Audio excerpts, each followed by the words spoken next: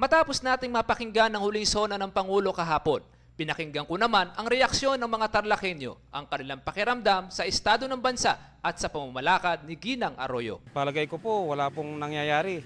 Dito po sa amin sa Tarlac, sa palengke, imbis na umasenso pa kami, bumababa ng bumababa. Para wala nang magiging gulo ng mga tao, maganda po siyang bababa na.